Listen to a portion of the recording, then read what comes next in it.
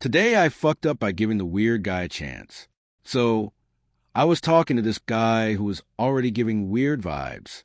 Just a little strange, but nothing unbearable, right? So, he asked me on a date to the zoo, which I love. So we decide to go. So, from the beginning, we meet up at the zoo and walk up together. We are at the front, waiting in line for them to scan our tickets when he points to a sign that says, "Private property, no weapons permitted." I asked him if he has a gun with him, and he says, "No, but I am the weapon." I roll my eyes because how cringy. Then we get inside, start walking around, and we get to these animals called klipspringers. They are these cute little brown things with little legs. He proceeds to say, "They are short and stubby just like you."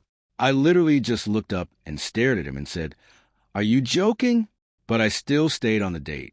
I mainly stayed because I love the zoo and the entry fee was $35. Huge mistake. So then we continue walking around, and after certain things happen, he says, "Trapaholics," whatever the hell that means. If anyone knows, I'd love to know what it means, LOL.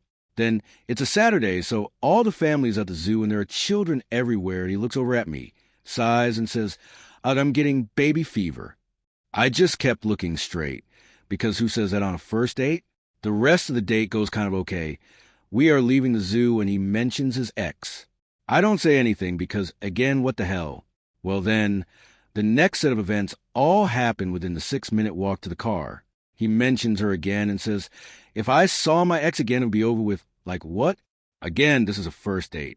Then he says he was born at 19 years old. I asked him what the hell that means. He says, I was just born a lot older than I was. I was walking at 7 months old, and I'm just super intelligent. So I roll my eyes and ask him if he's so intelligent, why isn't he at Harvard or something instead of working his very basic, easy job? And he says it's because of family stuff. Finally, he tells me that he keeps having dreams of World War II and might have been in World War II in his past life. At this point, I was just so over it and ready to get in my car and leave.